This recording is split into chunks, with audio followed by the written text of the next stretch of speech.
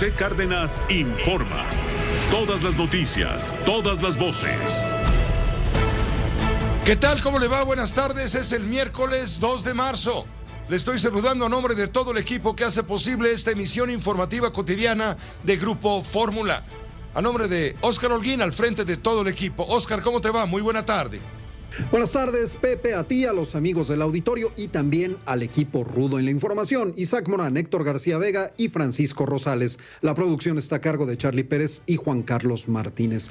Claudia Medina en la asistencia general, Antonio Valerio en la cabina de Fórmula Universidad y todo el equipo le da las gracias a Uno TV por las facilidades para la producción de esta emisión informativa de Grupo Fórmula. Gracias, Óscar. Gracias a Uno TV por las facilidades para esta transmisión informativa cotidiana de Grupo Fórmula Noticias. Vamos con el parte de guerra, día 7. José Cárdenas informa. Guerra en Ucrania. Varios misiles han impactado contra edificios del gobierno y contra una universidad de Kharkov. Es el sonido de la ovación con la que se ha recibido la aprobación en la Asamblea General de la resolución que deplora la agresión cometida por Rusia contra Ucrania. El jefe de la delegación rusa, su comitiva está lista para las negociaciones y de hecho la delegación rusa ha venido a tiempo. Las sanciones internacionales a la economía rusa ya se sienten en los bolsillos de muchos ciudadanos. Joe Biden, presidente de Estados Unidos. Vamos a por tus ganancias mal generadas. No sabe lo que le espera. Las declaraciones de Sergei Lavrov cada vez parecen más inquietantes, diciendo hoy efectivamente que de haber una tercera guerra mundial sería nuclear y devastadora. Boris Johnson, primer ministro de Reino Unido.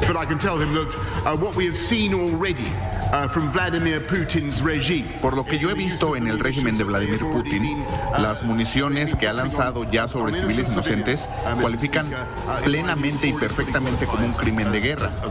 Abramovich, dueño del Chelsea, está a punto de vender al equipo. Durante la audiencia general, el Papa agradeció a Polonia su solidaridad con el pueblo ucraniano. José Cárdenas informa. Guerra en Ucrania.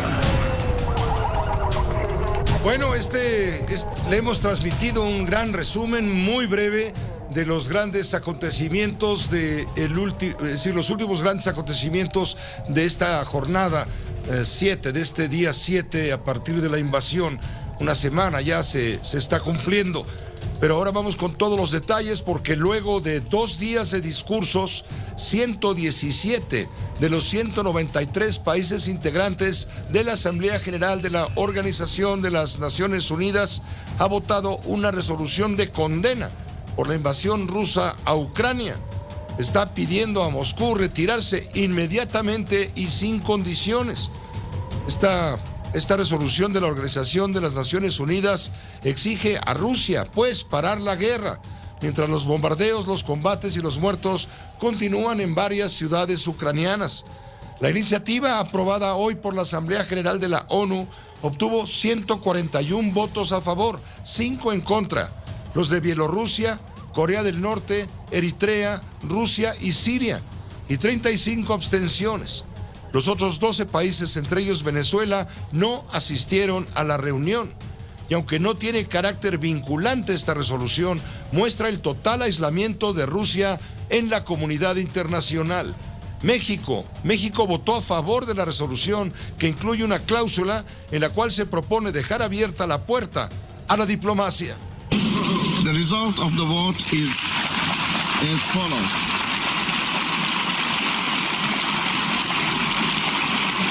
The result.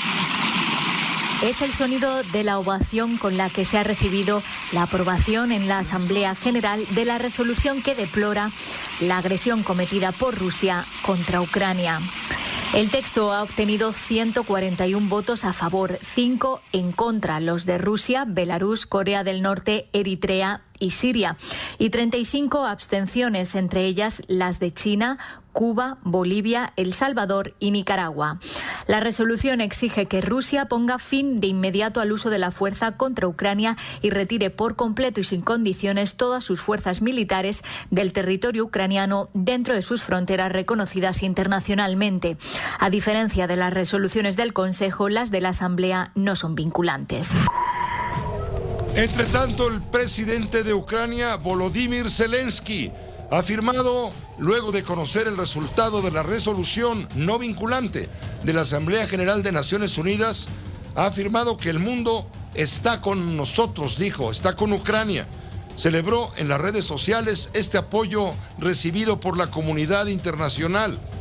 Asegura que lo acontecido muestra que se ha formado una coalición global anti-Vladimir Putin. Anoche, en su primer discurso del Estado de la Unión, el primer informe del presidente Biden allá en el Capitolio en Washington, el mandatario estadounidense prometió que Vladimir Putin pagará el precio de su acción al haber invadido Ucrania. Cuando los dictadores no pagan un precio por su agresión, causan más caos. Nos estamos uniendo a los aliados europeos para encontrar y confiscar sus yates, sus apartamentos de lujo, sus aviones privados. Vamos a por tus ganancias mal generadas. No sabe lo que le espera. Aseguró que Vladimir Putin es un dictador, que ahora está solo y no podrá dividir al mundo. Vladimir Putin es un dictador ruso que subestimó la respuesta de Occidente a la invasión de Ucrania. El último ataque de Putin a Ucrania fue premeditado y totalmente no provocado. Rechazó los reiterados y repetidos esfuerzos de la diplomacia.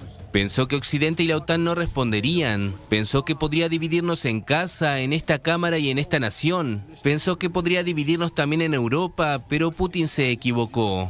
Estamos preparados, estamos unidos y eso es lo que hicimos. Nos mantuvimos unidos.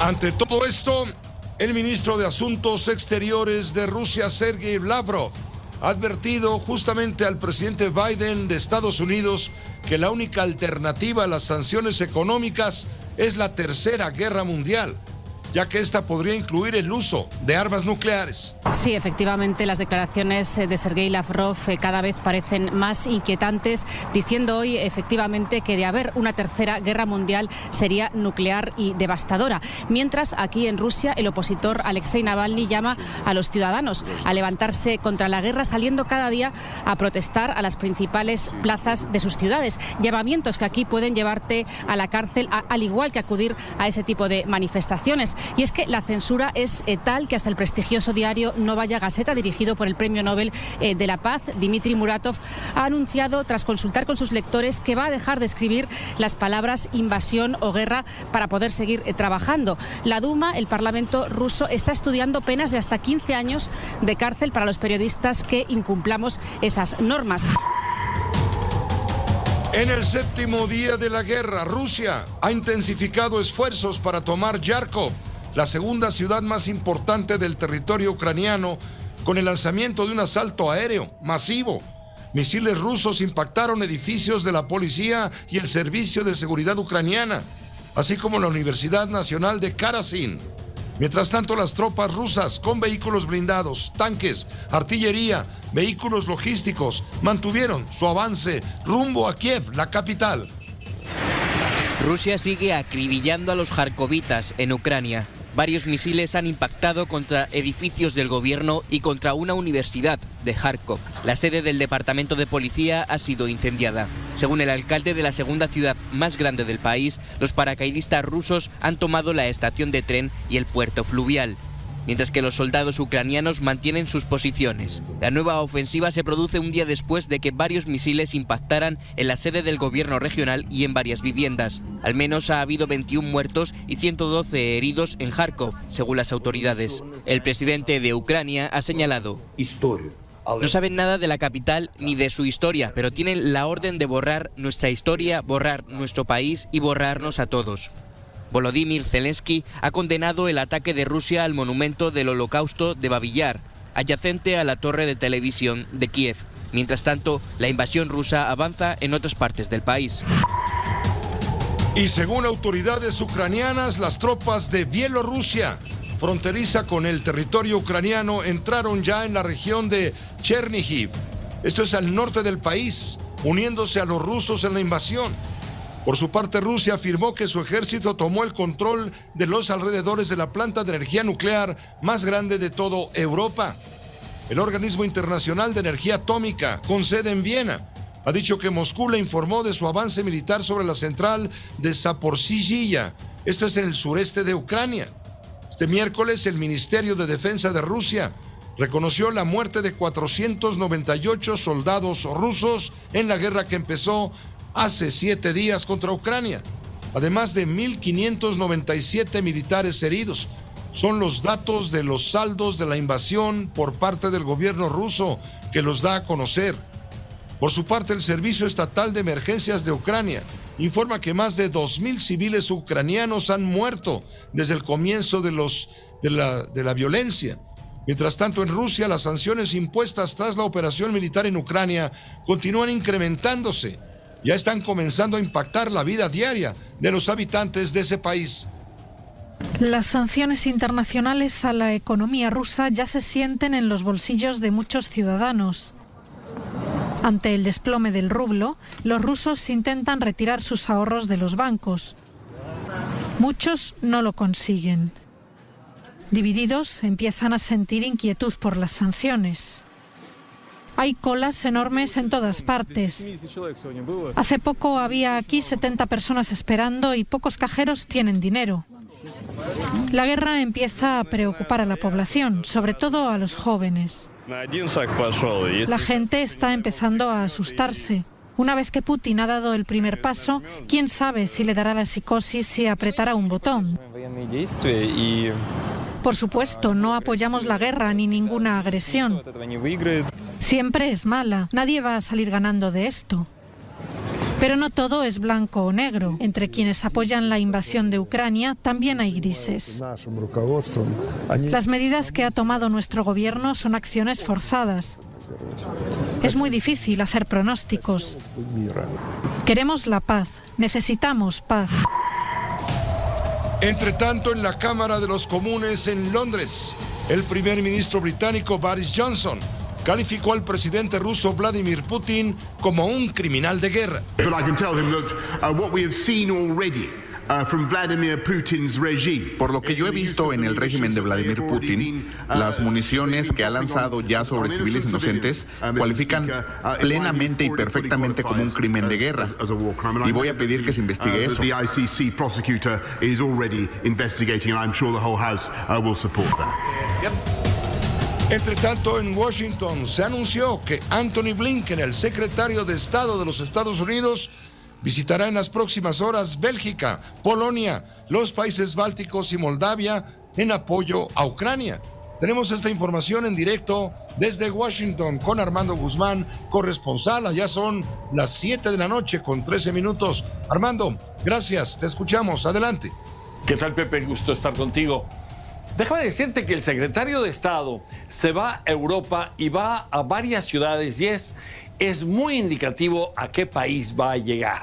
Va primero a Bruselas y obviamente es la capital de Europa, pero también va a las 3 repúblicas bálticas y va también a Moldavia. Y Moldavia, que es o fue una de las repúblicas soviéticas y que está en la orilla del Mar Negro, debajo de Ucrania, es un lugar muy importante porque a pesar de que la relación más cercana que ha tenido Moldavia en los últimos años ha sido con Rusia, Moldavia también tiene antecedentes de estar o de haber sido parte de Rumanía.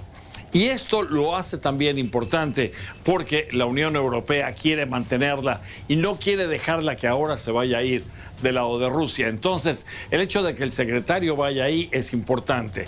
Y con Lituania, con Estonia y con Letonia es importante también porque estas 3 repúblicas continúan siendo un lugar estratégico para lo que está ocurriendo en Rusia y en Ucrania. Una cosa más, el día de hoy hubo un incidente importante en los cielos sobre Suecia en el que 2 aviones caza se salieron del espacio territorial que tenían para para vigilar y se metieron al terreno de Suecia. Y este espacio aéreo fue violado. Entonces el gobierno sueco está muy enojado porque además Suecia, al igual que otros no miembros de OTAN como Finlandia, han estado enviando armamentos también hacia Ucrania para su defensa. Y entonces esto me lleva al riesgo que hay y al clamor que hay en Estados Unidos para que Estados Unidos comparta más inteligencia en tiempo real con Ucrania. Hasta hoy no solamente hay un pedido para que se aumente el número y el envío de armamento, sino también de soldados, pero de inteligencia militar. No tiene ningún sentido estar no dándole esta inteligencia militar a Ucrania cuando Estados Unidos la tiene, y no tiene ningún sentido estarle diciendo que va a llegar un conjunto de tanques cuando 10 horas después ya ese conjunto de tanques llegó y pasó. Hay que darles esa información a los ucranianos en tiempo real y en tiempo récord y antes cuando la puedan usar. Eso es lo que se está haciendo en el Capitolio de Estados Unidos. Y una cosa más que es importante, aquí se está formando una comisión congresional de investigación para saber si hay crímenes de guerra ocurriendo en Ucrania por parte de Rusia y para levantar cargos en contra de los responsables, incluso Putin. Eso es lo que tengo a esta hora, Pepe, desde Washington. Regreso contigo a la Ciudad de México. Muchas gracias Armando Guzmán desde Washington. Seguimos, por supuesto, contigo de la mano y al pendiente de la información que surge a través de las oficinas del gobierno de los Estados Unidos. Por cierto, en aquella nación vecina a nosotros se teme un aumento de víctimas civiles en Ucrania, en un momento en el que el ejército ruso parece decidido a bombardear grandes ciudades para forzar la rendición de los ucranianos. Esto lo dijo un alto funcionario del Pentágono. Prevemos un mayor uso de la artillería cuando se acerquen a los centros urbanos y cuando intenten cercarlos. Esto dijo el funcionario. Es típico de un asedio. Cuando quieres cercar un centro urbano y someterlo, obligarlo a rendirse, la artillería se convierte en un arma muy útil. Aunque lo que nos preocupa es que al ser más agresivos se vuelven menos precisos y menos selectivos en sus ataques de artillería. El 82% de la fuerza militar de Rusia desplegada durante semanas en las fronteras de ese país con Ucrania ahora están comprometidas. Es lo que dice el funcionario del Pentágono. ¿Qué ocurre mientras tanto con los refugiados? Bueno, el número de refugiados, de acuerdo con la Organización de las Naciones Unidas, suma ya 200,000. Aumentó a 200,000 personas solamente en las últimas 24 horas. Ucranianos que tratan de huir a los países limítrofes como Rumania, Polonia, en fin. En un momento le tengo detalles de esta información. Guerra en Ucrania. Antes de ir a corte, comentábamos con usted lo informado por la Organización de las Naciones Unidas. Publica la ONU que el número de refugiados solamente en las últimas 24 horas allá en Ucrania es de 200,000 personas que han huido, escapando de la muerte quizá, justamente del territorio ucraniano. Han huido a Polonia, a Alemania, han huido también a Rumania. La cifra total de personas desalojadas, desplazadas por la guerra, es de más de 870,000 personas desde hace una semana que inició la invasión rusa. Según el alto comisionado de las Naciones Unidas para Refugiados, estos números incluyen el territorio controlado por Kiev, con más de 37 millones de habitantes, pero no contempla la península de Crimea, anexada por Rusia en 2014, ni las dos zonas en manos separatistas prorrusas al este del país, Donetsk y Lugansk, en la cuenca del Donbar. Ucrania tiene frontera con 7 países: Rusia, desde luego, Bielorrusia, Moldavia, Eslovaquia, Rumania, Hungría y Polonia. Este último, Polonia, ha acogido a más de 450,000 refugiados. En Polonia, donde ya vivían 1,5 millones de ucranianos antes de la ofensiva rusa, la gente se organiza en las redes sociales para recaudar dinero y medicamentos, y también ofrece viviendas, comida, trabajo o transportes gratuitos a los refugiados. Hungría otro de los países que más refugiados ha recibido, cuenta con 5 puestos fronterizos con Ucrania y varias ciudades limítrofes. La Agencia de Naciones Unidas también precisa que unas 70,000 personas se refugiaron en otros países europeos más alejados de las fronteras de su país, como es el caso de Alemania. ¿Qué pasa con los mexicanos? La Secretaría de Relaciones Exteriores, los mexicanos radicados en Ucrania me refiero, que quieren salir de este punto de la guerra. El secretario de Relaciones Exteriores, Marcelo Ebrard, informó que 24 connacionales que estaban en Ucrania llegaron sanos y salvos a la ciudad de Siret, donde continuarán su trayecto para regresar a México.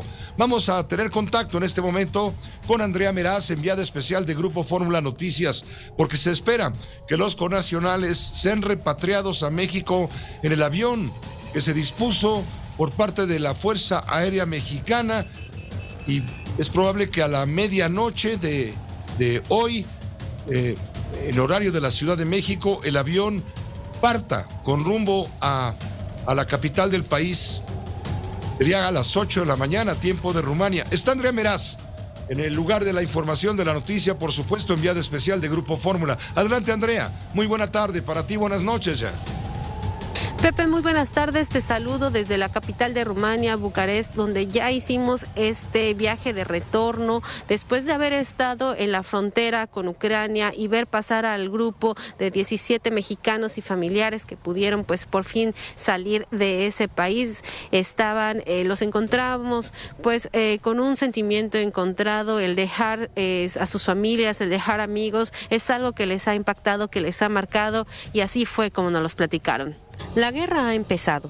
Con esa frase, Omar y su prometida sabían que otra vez había que evacuar.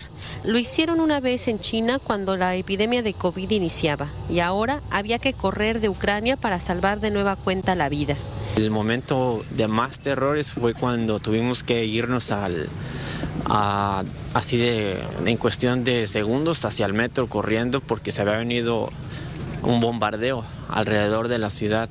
Entonces nosotros escuchábamos las alarmas, las sirenas, las cuales todavía yo creo no se me quitan de la mente, ni la de ella.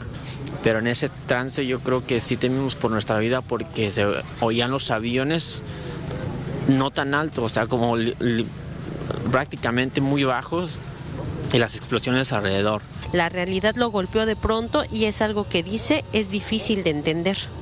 Teníamos presente que la guerra ya estaba desde el 2014, pero solamente en el lado que colinda con Rusia, en la zona de Donbass. Pero no nos esperábamos de forma inminente en todo el país. De hecho, hasta ahora no comprendo, no entiendo, no asimilo en lo que estamos, ¿no? Parece como una película. El 25 de febrero, Guillermo Padilla lanzó un tuit pidiendo auxilio para salir de Ucrania. La Cancillería respondió y en las próximas horas abordará la aeronave de la Fuerza Aérea Mexicana que lo regresará a su país natal junto con su esposa. Es difícil estar escuchando las bombas, los disparos en la ciudad. A la gente que conocíamos en nuestra ciudad, pues tratando de defenderse, ¿no? De defenderse de este ataque que les está quitando sus vidas, ¿no? Las vidas que ellos tenían. Quiero que sepan que el mundo entero está con ellos y que los apoya y que nadie quiere que les esté pasando esto. En medio del frío que se siente aún invernal bajo la nieve, los voluntarios se organizan, apoyan y ayudan a los refugiados que han cruzado de Ucrania hasta Siret, la ciudad fronteriza de Rumania. No importa si el lenguaje es de origen eslavo o romance, la solidaridad tiene un solo idioma. We provide everything from food to hygiene products to medicine to clothes, and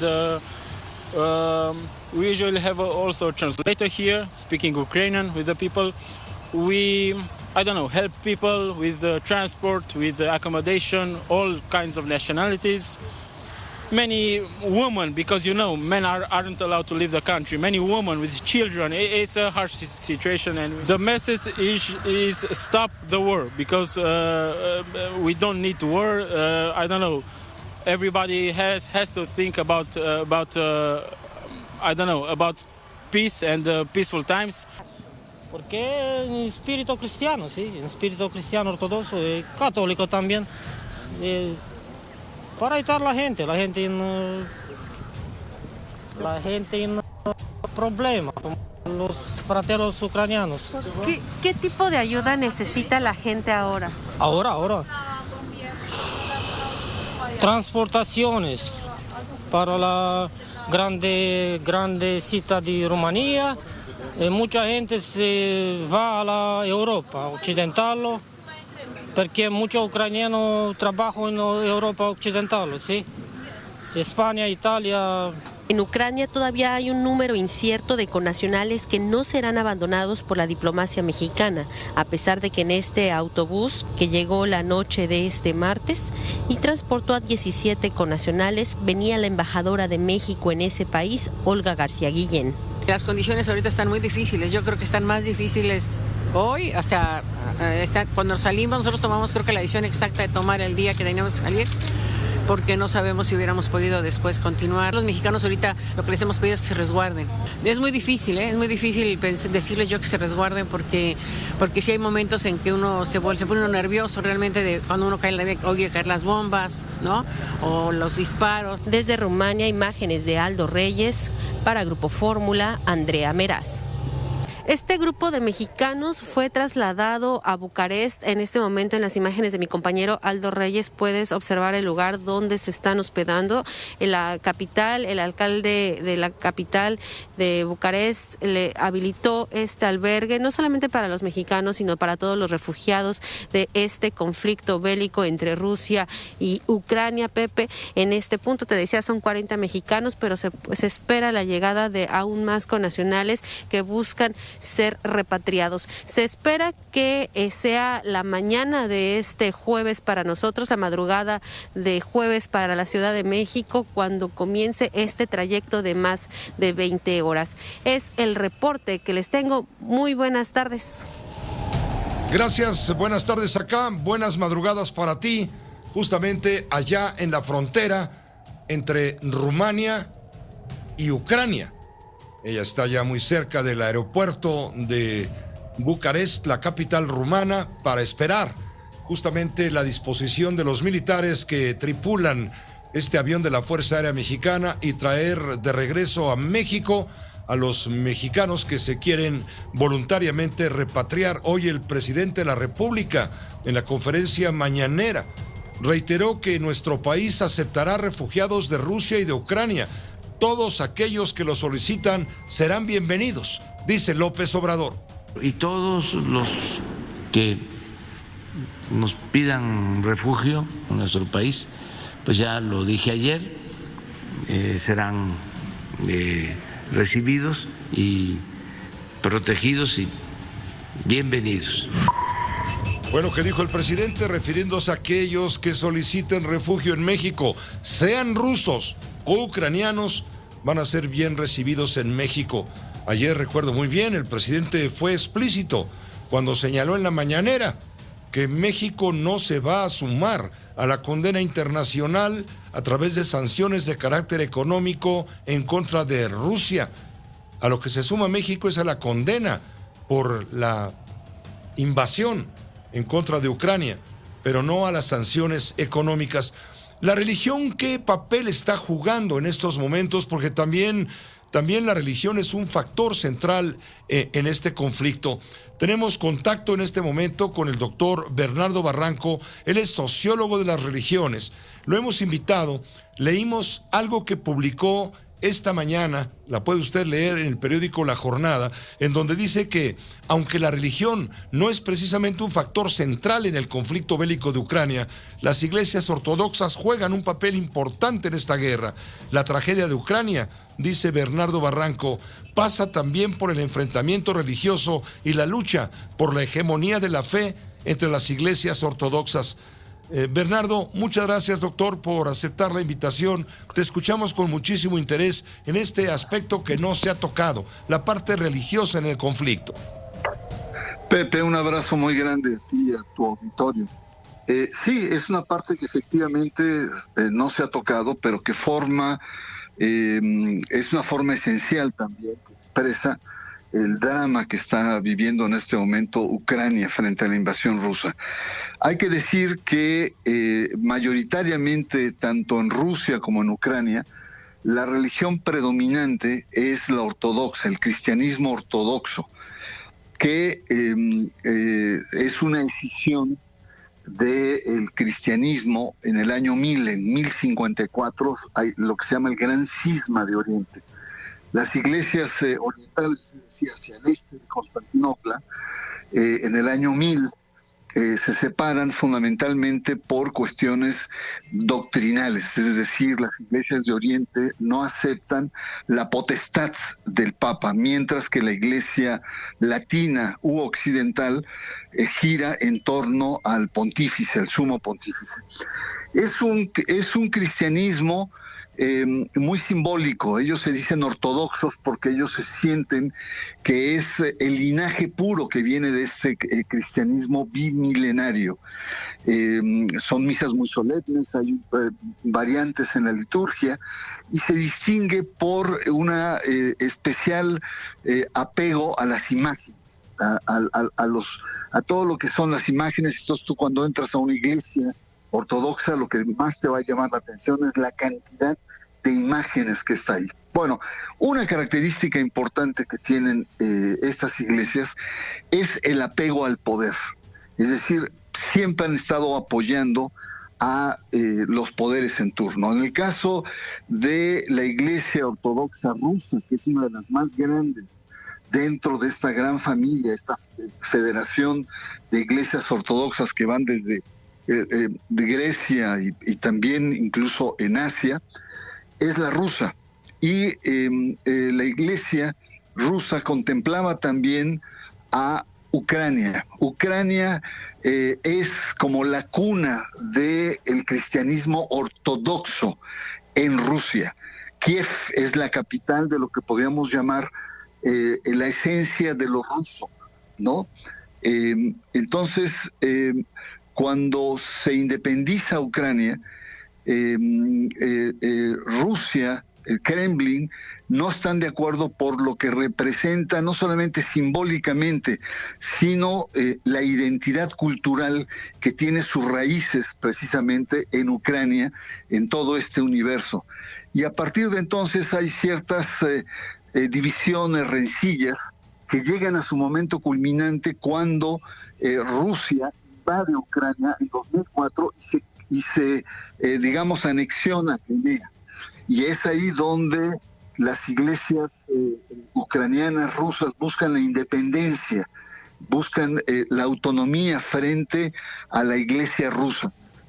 Ya ahí empieza a haber las disputas desde 2004 y culminan en 2009, donde el Patriarcado de Constantinopla acepta finalmente esta condición.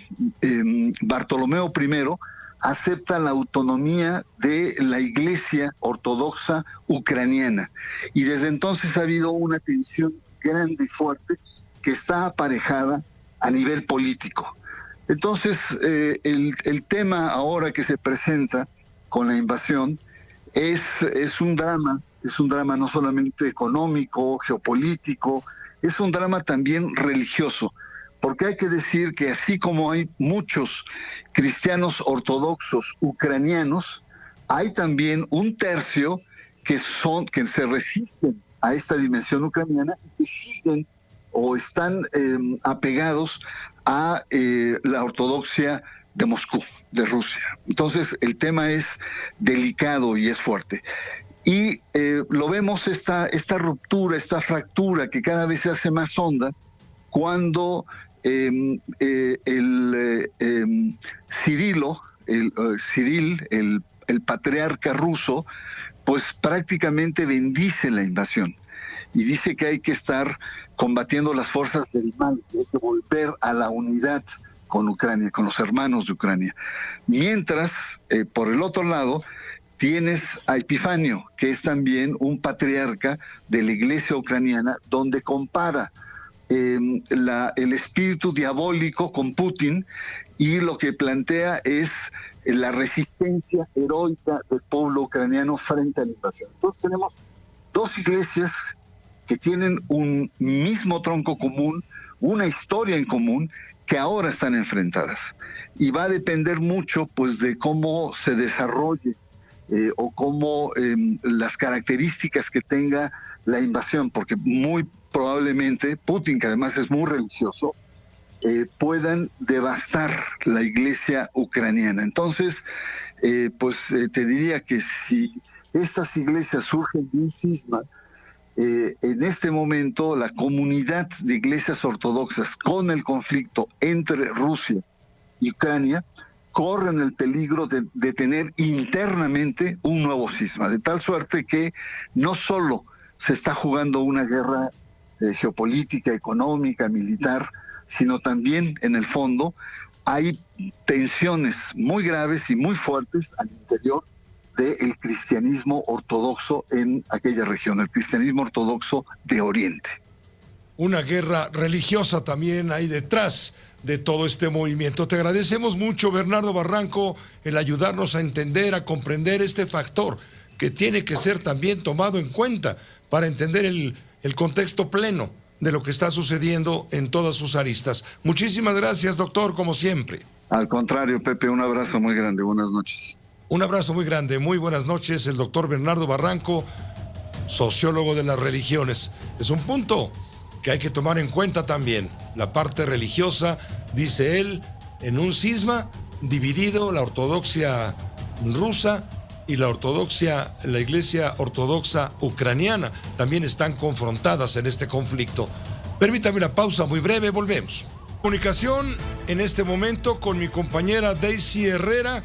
Ella es corresponsal allá en Tamaulipas. Se acaba de dar a conocer apenas hace unos minutos que murió Pedro Carrizales, conocido como el Mijis, activista, usted lo sabe. Ya fue identificado por familiares en el Servicio Forense de Tamaulipas. La familia está a la espera de recibir el cuerpo. El servicio funerario está por arribar a la Fiscalía para trasladar los restos del Mijis a su natal San Luis Potosí. Daisy, tú tienes la información. Adelante, por favor, esto es de última hora. Gracias, muy buenas tardes. Te informo que en este momento, Pepe, me acaban de confirmar que ya salió el cuerpo de Mijis de la Fiscalía de Tamaulipas y está siendo trasladado a una funeraria local en donde van a preparar el cuerpo antes de trasladarlo a San Luis Potosí. En este momento, Pepe, yo estoy justamente dirigiéndome a esta funeraria en donde me dicen que van a llegar los restos del Mijis para saber si podemos tener ahí pues las imágenes de este momento, incluso saber si lo acompaña alguien de la familia. Sabemos que la esposa del Mijis, la señora Miriam Martínez Vargas, arribó aquí a Ciudad Victoria alrededor de la 1 de la tarde. Desde ese momento estuvo en la Fiscalía con el fiscal Irving Barrios Mojica y con diversos peritos locales y también peritos de la Guardia Nacional, quienes, hay que decirlo, Pepe, desde el pasado fin de semana se hicieron cargo de esta escena en donde pues se presumía había muerto el Mijis. Hoy, al parecer, esto es lo que están confirmando ya los peritajes, que fue en el kilómetro 27 de la carretera Piedras Negras, Nuevo Laredo, en donde la camioneta del Mijis habría derrapado, volcó, ahí se incendió y ahí fue donde murió el Mijis. Esta es la información que tenemos hasta este momento. También hay que decirlo, Pepe, no tenemos una voz oficial que esté dando a conocer estos detalles. El fiscal no ha salido a hablar con los medios de comunicación. Desde muy temprana hora hemos estado congregados afuera de la Fiscalía de Justicia de Tamaulipas. No ha habido alguna autoridad que nos esté dando información. Solamente son filtraciones que ocurren. Por eso en este momento me estoy dirigiendo justamente a la funeraria para corroborar si es verdad que ahí va a llegar ya el cuerpo del Mijis para ser preparado. Gracias, Daisy. Nos están informando que efectivamente la familia va a recibir en cualquier momento el cuerpo que será entregado por las autoridades de la Fiscalía y lo van a trasladar a su natal San Luis Potosí. Te agradezco, Daisy Herrera, la información. Si hay novedades, estaremos nuevamente en contacto contigo. Por supuesto, estaremos pendientes, Pepe. Muy buenas noches. Gracias, muy buenas noches. Sí, el famoso Mijis, Pedro Carrizales, activista muy conocido, muy popular, originario de San Luis Potosí, donde, por cierto, fue diputado local al Congreso del Estado, reconocido por sus denuncias sociales.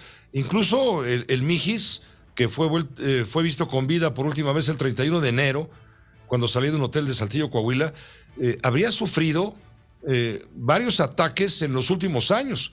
En octubre del año pasado fue secuestrado. Lo encontraron luego de 12 horas golpeado y tirado, abandonado en un cerro. El historial de ataques contra Pedro Carrizales, el Mijis, data de 2019, cuando sobrevivió a un atentado, cuando todavía era diputado, le digo, allá en San Luis Potosí. Le dispararon 6 veces desde una motocicleta. Salió ileso entonces. Había recibido también amenazas previas. Debido a la gravedad, a la intención de ciertos grupos, dijo: temo por mi seguridad y el de mi familia. Esto lo dijo desde 2019. Y lo dijo a través de las redes sociales.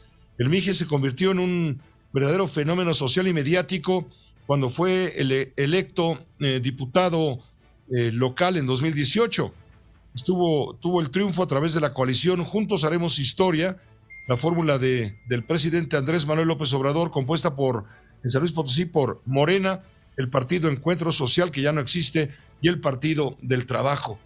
Está confirmado, mataron al Mijis, habrá que ver bajo qué condiciones perdió la vida el Mijis, habrá que ver si fue como resultado de un accidente o bien, por los antecedentes, fue víctima de un atentado mortal.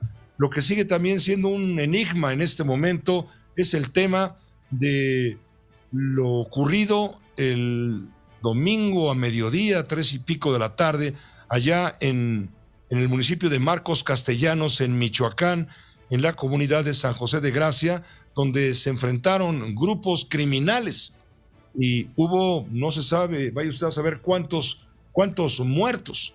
Bueno, hoy, como novedad, le informo que fueron encontrados explosivos y alerones artesanales para drones.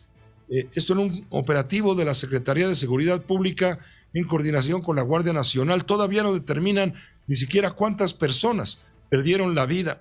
Vamos con Marcos Morales de Raza Informa, en colaboración especial con Grupo Fórmula. Marcos, nuevamente un saludo muy afectuoso. Adelante. Hola, ¿qué tal, Pepe? Muy buenas tardes, un gusto el poder saludarles. En esta ocasión, efectivamente, siguen sin aparecer los cuerpos de las víctimas de estos hechos ocurridos el pasado domingo en San José de Gracia. Sin embargo, a raíz de esta situación, se quedaron destacamentados elementos de todas las corporaciones que hay en Michoacán: Fiscalía, Policía Michoacán, Guardia Nacional y Ejército Mexicano.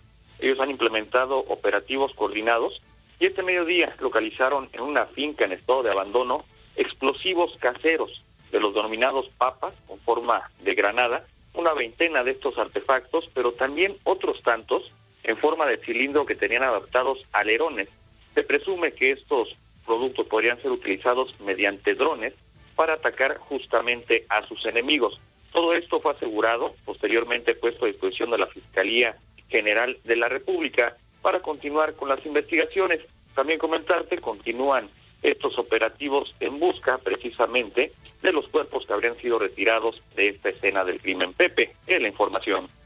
Pues te agradezco, Marcos Morales. Sigue siendo un enigma realmente qué fue lo que sucedió. Se sabe que fue un enfrentamiento, sí, que hubo alguien que mató a un enemigo adversario, parte ambos del mismo cártel, diferentes, digamos, ramas o ramificaciones.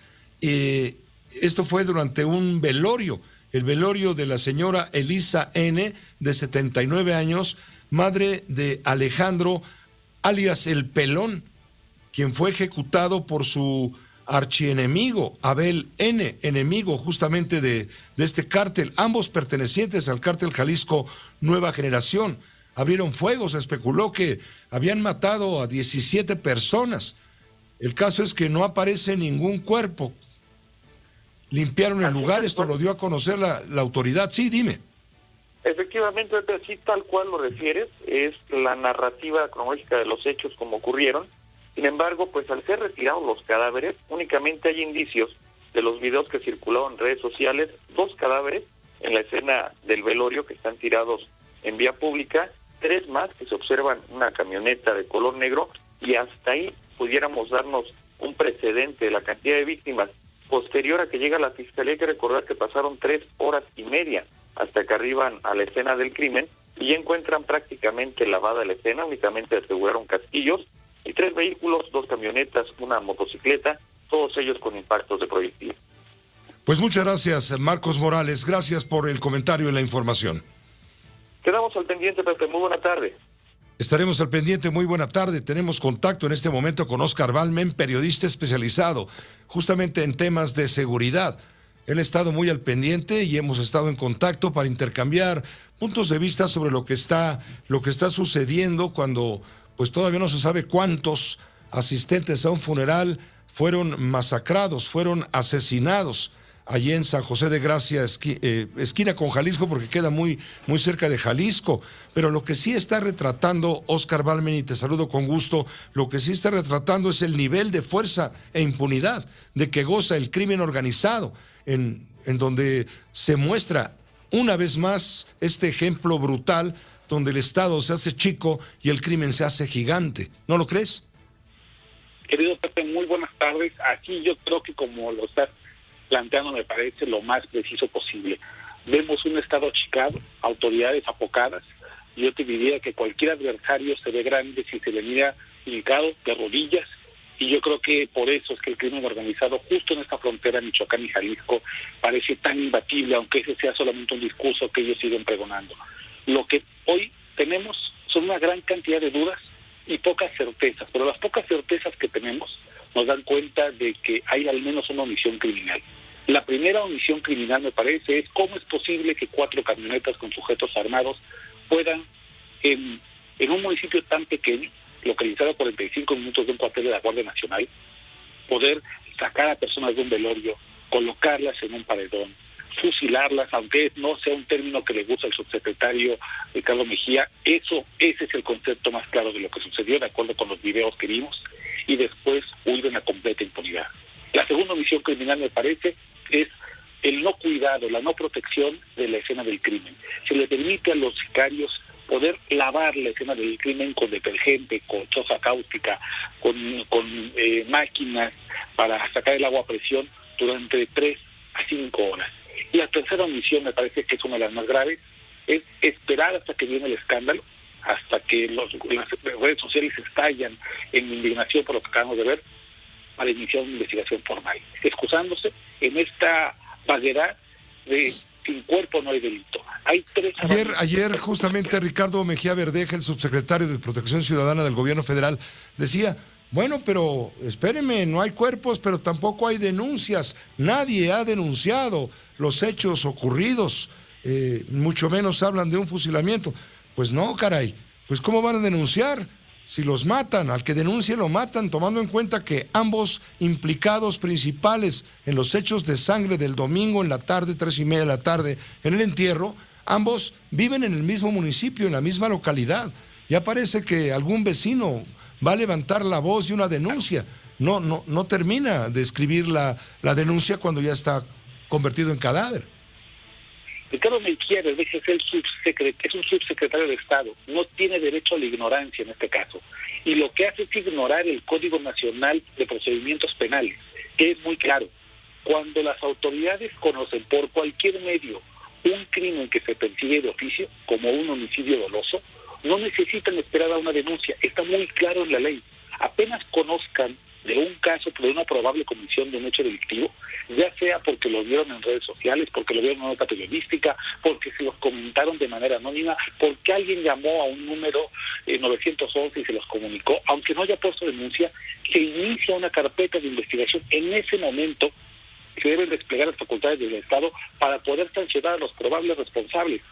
No es posible que el subsecretario dé una respuesta de ese tamaño y que además haga suponer a la gente que solamente a partir de una denuncia se pueden iniciar las facultades de investigación del Estado. Es de verdad de una salvajada, perdóname la expresión, que un subsecretario de Estado encargado de la seguridad pública de este país dé una respuesta de ese calibre. Me parece que no solamente es ignorante, es preocupante, y debería realmente extender esa preocupación hacia si esta omisión no es una omisión activa, si no hay una colaboración, porque, perdóname Pepe, pero en este país y en China y en cualquier lado, si un grupo armado se dedica a lavar una escena del crimen a plena luz del día, en una vialidad y le toma de 3 a 5 horas, y la autoridad ni municipal, ni estatal, ni federal se presenta, lo mínimo que hay que sospechar es que hay una complicidad criminal en ese asunto. Es la única explicación lógica, razonable, para entender por qué las autoridades tardaron tanto, las municipales, las estatales, las federales, tardaron tanto en llegar al lugar y tanto en comenzar a investigar el hecho. Hoy me llamaba la atención, nos llamaba la atención desde ayer incluso, cuando el presidente de la República se refirió a este asunto y al no tener, digamos, un resultado evidente de trabajos de investigación con certeza, pues te digo, sigue siendo todo esto un enigma. Y entonces el presidente aprovecha y dice que la culpa de todo esto que pasa ahí en esa comunidad pues es de Felipe Calderón, que Felipe Calderón es el único gato encerrado, que las fracciones criminales enfrentadas ahí en Michoacán pues finalmente son resultado del pésimo gobierno panista de Felipe Calderón, quien le robó la presidencia, lo cual jamás se ha podido probar, por cierto, y no atendió las causas de la inseguridad y la violencia. Eso es lo que andaba diciendo o dijo ayer el presidente, y cualquier cosa que sucede, como en este caso, pues le da vuelo para acusar a Calderón de ser un sinicazo, le llamó sinicazo, que tuvo como brazo derecho a un delincuentazo llamado Genaro García Luna, a lo cual el expresidente Calderón le reviró. Lo cínico es mandarle abrazos a los asesinos. Caray, esta historia no data exactamente del periodo de Felipe Calderón, aunque sí, claro, ahí empezaron los grupos, la llamada Gente Nueva, los Matacetas, que después deriva en el Cártel Jalisco Nueva Generación, que ahora el presidente hasta le quiere cambiar el nombre para no dañar la imagen de Jalisco, en fin, pero se desvía la atención para pegarle al villano favorito, en este caso al comandante Borolas, ¿no? Yo creo que hay 2 motivos por los cuales el presidente está desviando la atención. Uno, el presidente parece que tiene la misma información que un tuitero promedio en este caso. Y si el presidente tiene la misma información que cualquier tuitero, ¿de qué sirven las reuniones de las 6 de la mañana del Gabinete de Seguridad? ¿Qué tipo de información, qué tipo de inteligencia criminal tenemos en este país que el presidente no puede expresarse con claridad más allá de lo que ya conocemos todo el mundo? Y lo otro que me parece muy preocupante es que se expresen únicamente a partir de casos mediáticos. Conocemos la masacre de San José de Gracia únicamente porque un ciudadano valiente sacó el teléfono a través de su ventana y grabó lo que veía y lo pudo poner en redes sociales y la gente comenzó a viralizar ese contenido. Pero lamentablemente masacres como esas sí suceden de manera muy frecuente en la frontera de Michoacán y Jalisco.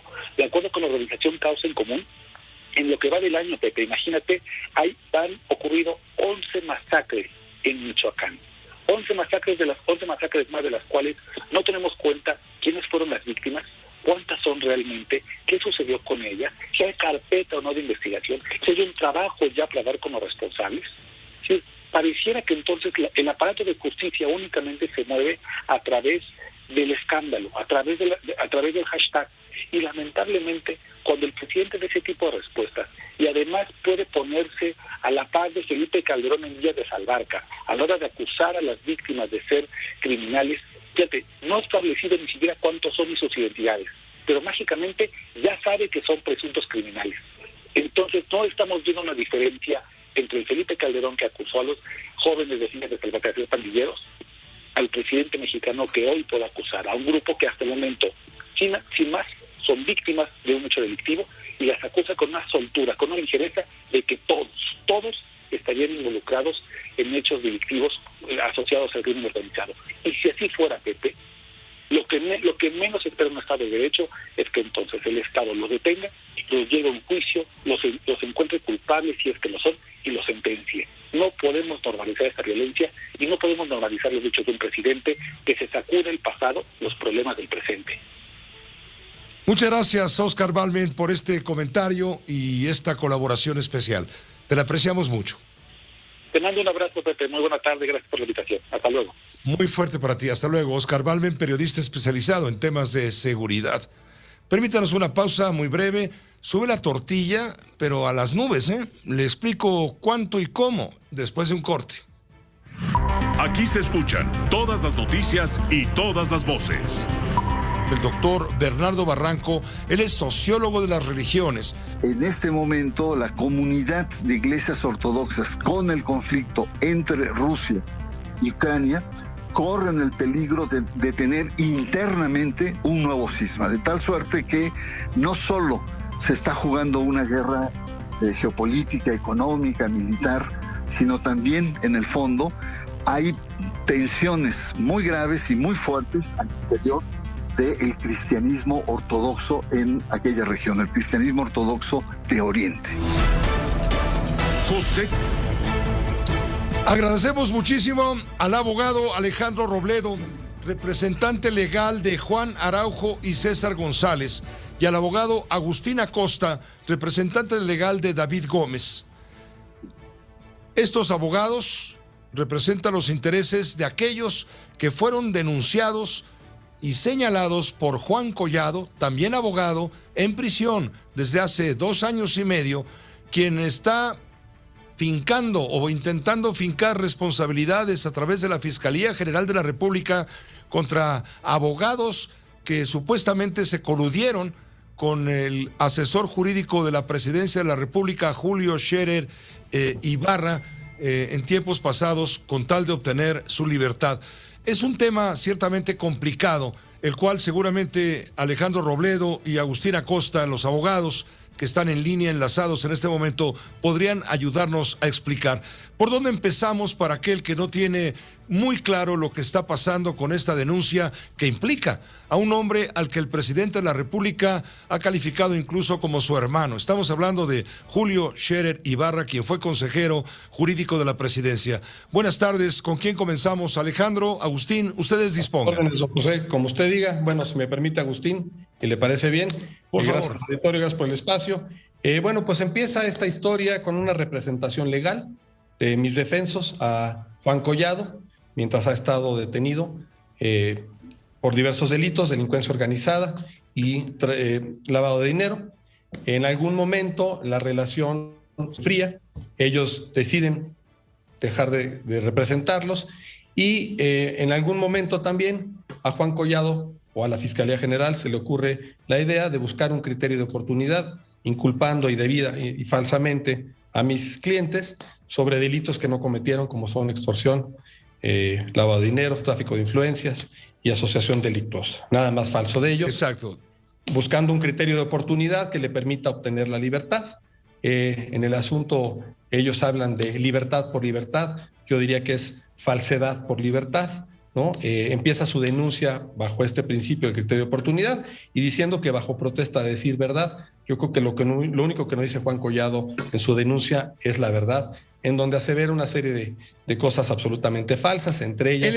Él está asegurando, perdón la interrupción, Alejandro, abogado, él está denunciando que hubo colusión de la asesoría jurídica de la Presidencia de la República para gestionar por medio de extorsiones y dinero la libertad de Juan Collado. Nada más alejado de la verdad. La verdad es que lo único que hubo fue una prestación de servicios amparada por un contrato profesional de prestación de servicios. Él afirma en un momento que se le entregó a uno de mis clientes 10 millones de pesos en efectivo en el Hotel Four Seasons, lo cual es absolutamente falso. No existió tal entrega de dinero en ningún momento. La única entrega de dinero es... Para comprar favor. Para comprar favores, para obtener la libertad. Que solamente existe en su imaginación, porque esa cantidad de dinero jamás se le solicitó y jamás le entregó. El único dinero que entregó a través de un cheque de caja en Madrid, España, por su petición, ya que tenía todas sus cuentas bloqueadas, aseguradas aquí en México, fue amparado por un contrato de prestación de servicios. Y empieza una narración de una historia fantástica en donde se siente extorsionado, pero en la carpeta de investigación hay muchos mensajes de texto entre su familia y mis defendidos, su hermano, su otra hermana, su hijo, en donde se refieren a mis clientes como: querido Juan, te extrañamos mucho, te mandamos un abrazo, estamos muy contentos, sentimos que vamos muy bien. Hay una carta de puño y letra de Juan Collado dirigida al presidente de México, donde se refiere al exconsejero jurídico de la presidencia como un ángel que les cayó del cielo, que conocen de su capacidad de gestión, de su capacidad jurídica y que piden que por favor a través de él se pueda gestionar su libertad. Libertad que ellos fueron a buscar porque abordaron al exconsejero jurídico en un restaurante. Ellos, nada más ellos. Nadie les habló y nadie les extorsionó. Esa es la realidad de las cosas, don José. Abogado Acosta, abogado Agustín Acosta, ¿está desesperado Juan Collado? ¿Lo ves tú de esta manera al irse contra tus clientes, tus defendidos? Bueno, yo no he tenido contacto con Juan Collado, pero desde la lectura del expediente sí es lo que percibo.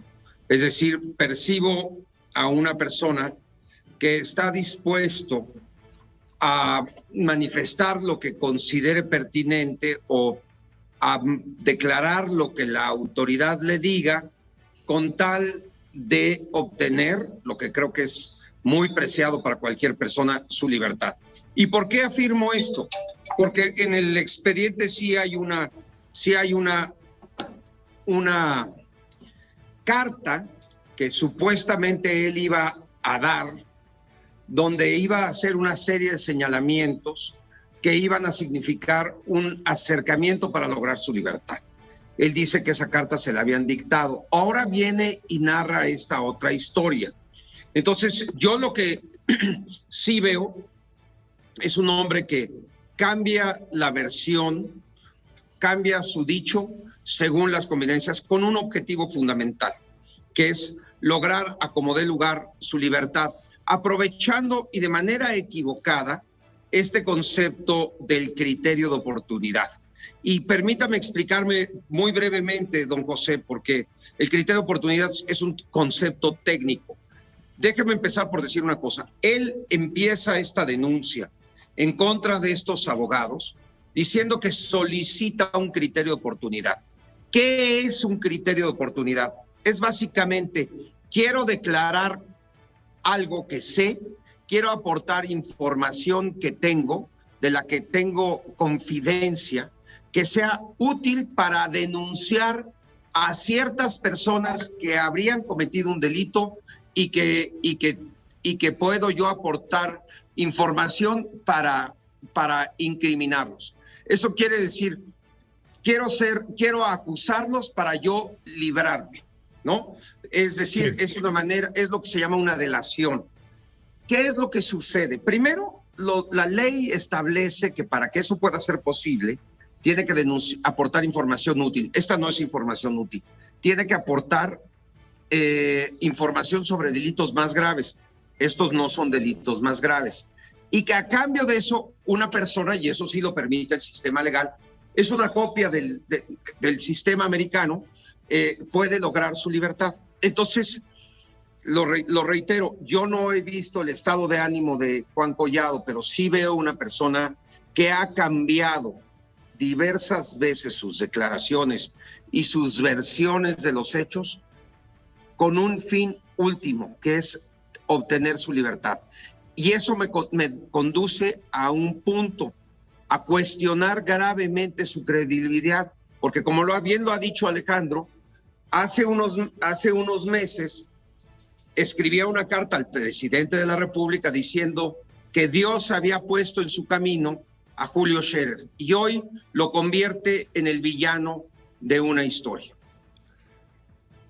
Pues ha habido muchas denuncias, ha habido mucho ruido en todo esto. Estaba revisando los archivos, me encuentro que el 4 de febrero el abogado Paulo Díez Gargari anunció haber denunciado ante la FGR al exconsejero jurídico del presidente López Obrador por traicionar la confianza del mandatario federal. Acusa a Julio Scherer de haber traicionado al presidente. Presentó una denuncia de hechos contra Scherer y otros servidores, abogados, asesores financieros, parientes, por los aparentes delitos de asociación delictuosa, ejercicio ilícito del servicio público, coalición de servidores públicos, uso ilícito de atribuciones y facultades, ejercicio abusivo de funciones, tráfico de influencias contra la administración de la justicia. En fin, se tira a matar Paulo Díez Gargari en contra de Julio Scherer Ibarra. La verdad, no conocemos de manera formal o jurídica si existe o no esa denuncia, solamente el dicho de Paulo, que sí. Pues la verdad es que le encanta litigar en los medios y poco en los tribunales. No tenemos el gusto de conocerlo en lo personal y la verdad no conozco el documento si es que existe, y si en su momento eso fuera cierto, bueno, pues y si mis defendidos se vieran involucrados también en ese asunto, pues en su momento también enfrentaremos la defensa, ¿no? Ahora, la relación de los defendidos de ustedes, me refiero a Juan Araujo y César González, además de David Gómez, están siendo acusados ante la Fiscalía General de la República, tendrán audiencia el día 8 de marzo próximo, la semana que viene. ¿Cuál es la relación de estos clientes suyos, defendidos suyos, también abogados, con Julio Scherer? Agustín, si quieres, por favor. A ver, la verdad es que esa me sorprende. Dicen que David Gómez es un emisario de Julio Scherer y de Banca Firme. David Gómez sí tiene estudios de derecho, es abogado, pero es un asesor financiero. David Gómez interviene en este asunto porque le piden hacer una evaluación de Caja Libertad, o de las acciones o de la cartera de Caja Libertad. David Gómez no recibe un honorario. David Gómez sí firma un contrato, que es un contrato de confidencialidad, donde recibe información de Caja Libertad. Y luego me detendré, si usted me lo permite, sobre este término libertad contra libertad. Pero también hay una larga cadena de correos y de comunicaciones, todas, digamos, con una cordialidad profesional, donde intercambian información, donde el mismo director jurídico de Caja Libertad le ofrece que compre cartera adicional. David Gómez recibió esa información con dos objetivos: hacer una evaluación de la cartera o hacer una evaluación de las acciones. ¿Por qué iba a hacer esto? Porque el señor Collado quería entrar a un acuerdo reparatorio. Quiero hacer un poco una reflexión sobre esto que significa un acuerdo reparatorio, es decir, hacer un pago para obtener un beneficio procesal, un beneficio de justicia, un beneficio que le permitiera obtener una sentencia menor, un beneficio que le permitiera obtener la libertad. ¿Es ilegal un acuerdo reparatorio? ¿Es un acuerdo en lo oscurito? Por supuesto que no. Es una medida alternativa, es una fórmula alternativa, hoy perfectamente prevista en la nueva legislación penal. Y además quiero decir otro dato.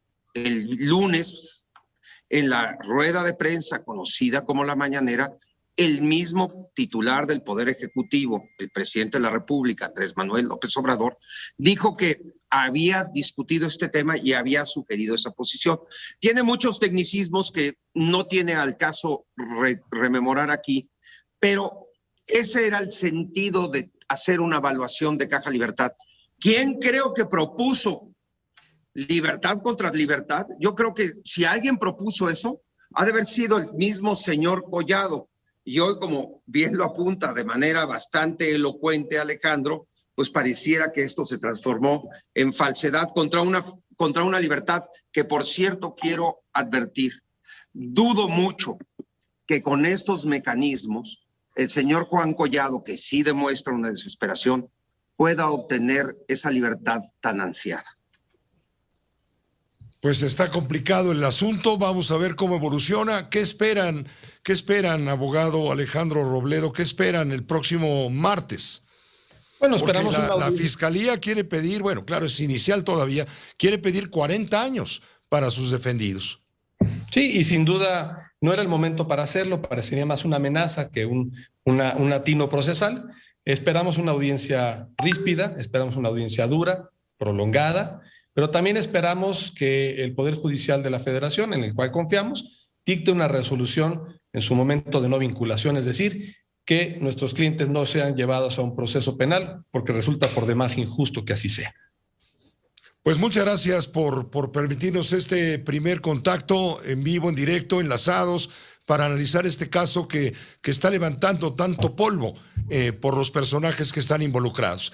Juan Collado, el llamado abogado del poder, Julio Scherer Ibarra, el ex asesor jurídico del presidente de la República, y sus defendidos concretamente, que fueron representantes de Juan Collado en su momento y luego ya no lo son.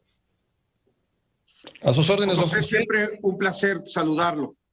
El placer es nuestro, por supuesto. Gracias, como siempre, abogado Agustín Acosta, representante legal de David Gómez, abogado Alejandro Robledo, representante legal de Juan Araujo y de César González. Estaremos en contacto si nos permiten. Buenas noches. Sin duda, buenas noches. José Cárdenas informa. Todas las noticias, todas las voces. Ahí viene ya el jefe Diego Fernández de Ceballos y su bitácora de la Resistencia. Lo aviso para que pues ahí en Palacio de una vez vayan poniendo las grabadoras, pero primero vamos con Sara Pablo. Ella tiene un resumen de lo más importante comentado hoy por el presidente de la República y luego vamos con Diego. Adelante, Sara, ¿cómo estás? Hubo muchos temas hoy. Sí, Pepe, ¿cómo estás? Muy buenas noches. Varios temas tocó el presidente Andrés Manuel López Obrador, quien pidió de entrada al gobierno de Estados Unidos que investigue si los 3 mexicanos hallados muertos en Phoenix, Arizona, pues no fueron asesinados por autoridades de ese país. Dijo que el canciller Marcelo Ebrard está a cargo de este asunto. Desde hace ya algunos días, la Secretaría de Relaciones Exteriores, el secretario Marcelo Ebrard, se está exigiendo una investigación de fondo para descartar que hayan sido torturados, asesinados por autoridades estadounidenses. Se está haciendo esta investigación. ¿Tocó el tema ayer con el canciller, con el embajador Ken Salazar?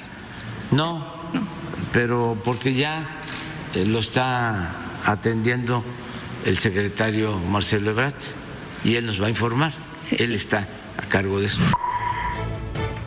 Bueno, el presidente Andrés Manuel López Obrador hoy también se refirió al informe que presentó su homólogo de Estados Unidos, Joe Biden. Dijo que fue oportuno y también señaló que fue positivo que tocara el tema del tráfico de armas, pero también el asunto de la reforma migratoria. Dijo que México no está haciendo el trabajo sucio en materia migratoria, deteniendo a los migrantes en el sur del país, y lo que busca hacer es protegerlos. Y también dio a conocer que la próxima semana va a viajar a la frontera sur de nuestro país. Estará en Tapachula, Chiapas, pero acompañado del propio embajador Ken Salazar. Me pareció adecuado, correcto, oportuno el mensaje del presidente Biden, sobre todo en el tema del control de las armas. Ese es un asunto que a nosotros nos importa mucho. Y también el nuevo enfoque que se tiene que dar a la política migratoria, el compromiso de aprobar la reforma migratoria para regularizar a nuestros paisanos y a migrantes que están en Estados Unidos. Y a propósito de las declaraciones que hizo hace unos días el presidente de la Suprema Corte de Justicia, Arturo Saldívar, de que hubo presiones para que él pues protegiera a la familia de Margarita Zavala, también del expresidente Felipe Calderón. Hoy el presidente López Obrador dijo que esta tragedia del incendio de la guardería ABC ocurrido en Hermosillo, Sonora, que dejó 49 pequeños muertos, pues no es un caso cerrado. Ya se ha presentado una denuncia con base en lo que investigó el propio Saldívar. En reuniones que hemos tenido con los padres de los niños, de los bebés, se hizo el compromiso, porque ellos lo plantearon, de que se presentara una nueva denuncia. Esto desde el 19 me lo plantearon. Yo estuve con ellos como en 3 ocasiones y se les ha estado atendiendo. Y en cuanto a la denuncia, precisamente con los elementos del proyecto que presentó en su momento el ministro Saldívar, el Seguro Social interpuso una nueva denuncia que está en la Fiscalía. Y a propósito del expresidente Felipe Calderón, con quien ha intercambiado algunas descalificaciones e incluso lo llamó sinicazo por criticar a su gobierno en materia de seguridad, hoy el presidente López Obrador dijo que después de todo lo que ha pasado en esta ola de violencia que él desató, pues debería quedarse callado. el brazo derecho de Felipe Calderón, secretario de Seguridad Pública, está preso en Estados Unidos, García Luna, acusado de proteger a la delincuencia, pero todavía se atreven a cuestionar, a atacarnos, cuando deberían de estar calladitos. Además, que expliquen por qué actuaron así, por qué declaró la guerra, por qué le pegó un garrotazo al avispero, a lo tonto. No tenían ni siquiera un estudio, un análisis de lo que estaba sucediendo. Se les hizo fácil, de manera irresponsable, como un acto político para obtener la legitimidad, porque se habían robado la elección presidencial, ponerse uniforme militar e ir a declarar la guerra. Y nos metió en todo este tobogán de violencia. Y bueno, pues el presidente, ya en otro tema, hoy pide anteponer las libertades de los ciudadanos, esto luego de que la Suprema Corte invalidara el delito de ultrajes a la autoridad en Veracruz y de que el propio gobernador morenista Cuitláhuac García informara que va a presentar otra iniciativa. Pues ahí la sugerencia que hace el presidente. El respeto a la autoridad, pues se gana. Cuando no se respeta a una autoridad, se le insulta, se cometen excesos.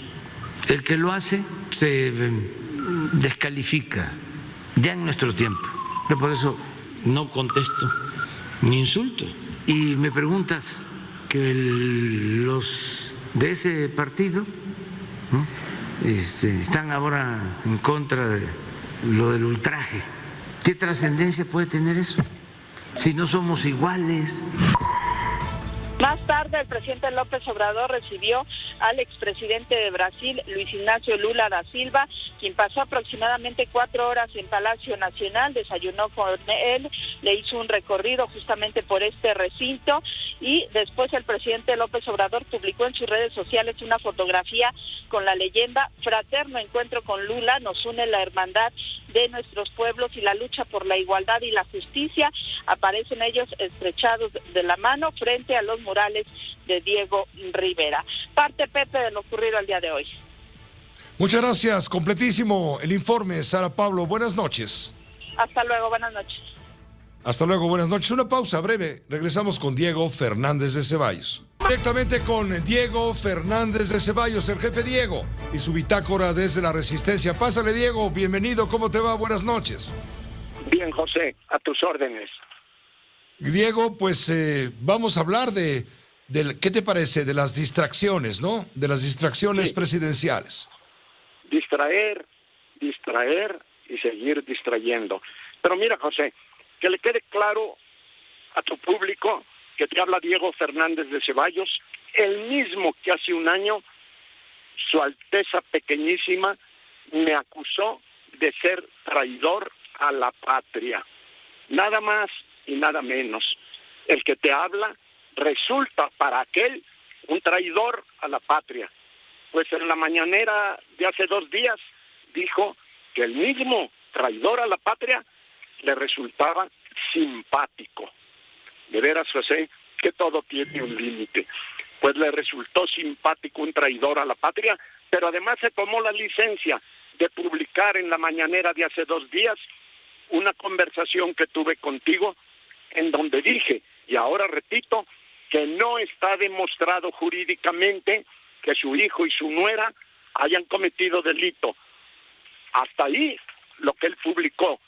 Yo le pregunto, ¿por qué omitió decir que inmediatamente después exigía yo una investigación de las autoridades para que se aplique la ley?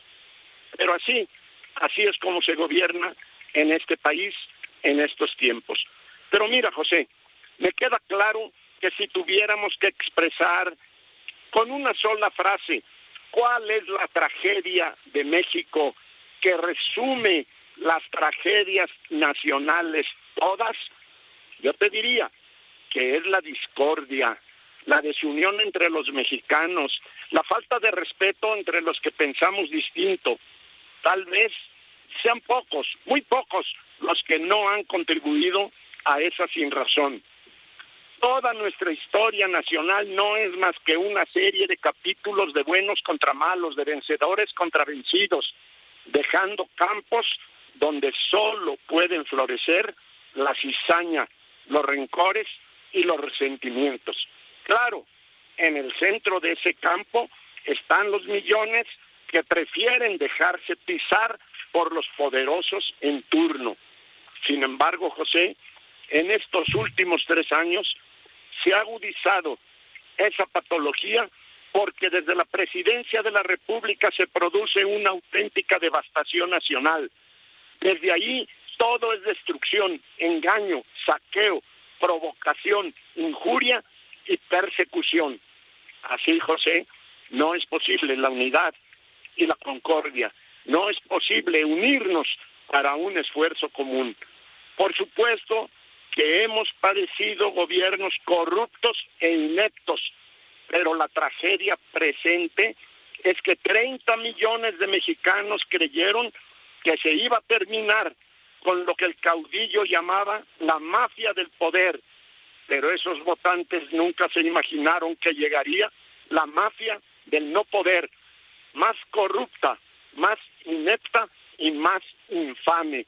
Por supuesto, tiene toda la razón el ingeniero Carlos Slim al decir que es inadmisible esta discordia y esta confrontación que vivimos los mexicanos. Lo único que yo creo, con toda franqueza, que es tiempo ya de que todos, en función de nuestras capacidades, de nuestras potencialidades, demos la cara ante la tragedia que vive México por esa desunión y por esa locura. Y los empresarios de México tienen que ser, por supuesto, cuidadosos, pero valientes, prudentes, pero responsables y comprometidos. Todos debemos enfrentar esta barbarie, esperarnos con buenos modos a que esto se acabe, porque ya se acaba el sistema de este gobierno y esta malparida cuarta transformación. A mí me queda claro que va a ser demasiado tarde. No podemos esperar, no hay tiempo para darle la espalda a México. Ojalá aprendamos lo que nos está enseñando Ucrania. Por su patria están dando la vida. Nosotros podemos y debemos luchar por México independientemente del costo que tengamos que pagar. Gracias, Diego, como siempre. A ti, adiós. Adiós, gracias, Diego Fernández de Ceballos. Él se refirió al ingeniero Carlos Slim, al empresario Carlos Slim, cuando hoy en una conversación, en un diálogo que tuvo con Carlos Salazar Lomelín, hasta hoy presidente del Consejo Coordinador Empresarial, dialogaron y el empresario Carlos Slim recomendó a los próximos presidentes que lleguen a las cúpulas empresariales buscar la unidad y dejar de lado el conflicto y la desunión entre empresarios y gobierno. Lo peor que puede pasar y que desgraciadamente está pasando en México es el conflicto, la desunión. Yo creo que es absurda. No ayuda en nada a nadie. Yo creo que cuando un gobierno es electo democráticamente hay que respetarlo. Hay que discutir con ellos, con los técnicos, con los secretarios de los ramos, etcétera, etcétera. Hay que tratar de aportarles planteamientos, ideas, programas, pero el tener conflictos, yo diría a veces caprichosos o ideológicos, es una tontería. Porque si lo que va a hacer las cámaras es confrontar por confrontar, por principio, porque ideológicamente el que ganó no es de nuestro agrado, pues es una tontería. Lo que tenemos que buscar es la unidad nacional y buscar que estamos todos jugando en el mismo equipo. Entonces, descomponer al país, dividir al país, dejar de invertir, porque yo creo que los conflictos hay que ir a discutirlos, sostenerlos en la discusión pero pues no es de periodicazos, no es a base de agarrarse a periodicazos como se resuelven los problemas, ¿no? El presidente del Grupo Carso dijo también en esta charla con Carlos Salazar Lomelín que si las cámaras buscan confrontar ideológicamente al que ganó porque no es de su agrado, pues es una tontería, es una estupidez. Esa desunión lleva normalmente al fracaso o al estancamiento o a la mediocridad, y esa mediocridad no la podemos aceptar en México, y con estas oportunidades que tenemos es una responsabilidad y debe ser un compromiso buscar el desarrollo del país, buscar salir de esa marginación e incorporar a la gran mayoría de la población al desarrollo y a la modernidad y al mercado, a la economía. Es el llamado a la unidad de los mexicanos para trabajar juntos por un ideal mayor, que es justamente el país, lo planteado por el empresario Carlos Slim en este diálogo que tuvo con el saliente presidente del Consejo Coordinador Empresarial, Carlos Salazar Lomelín. Digo saliente porque ya hubo la elección, ya se llevó a cabo la elección y ya hay nuevo presidente del Consejo Coordinador Empresarial, Francisco Cervantes Díaz, empresario mexicano con 20 años de experiencia en el desarrollo de negocios tecnológicos, de inversión, educación y relaciones públicas nacionales e internacionales. Será el nuevo presidente del Consejo Coordinador Empresarial, como se acaba de dar a conocer. Una pausa breve, volvemos. Enlazados en este momento con el doctor Carlos Elizondo Mayer Serra. Los de adelante corren mucho, los de atrás se quedarán. Acaba de anunciarse el fin del programa de escuelas de tiempo completo, que va a afectar a 3.6 millones de niños. 3.600.000 menores de edad se verán afectados. Y claro, también, por supuesto, sus padres de familia. ¿Qué te parece esta nueva medida del gobierno para destinar esos recursos a otros programas que son electoralmente más rentables? Es la opinión. Pepe, buenas tardes, buenas noches. En efecto, se ha anunciado lo que es una tragedia, sobre todo para las madres trabajadoras, Pepe.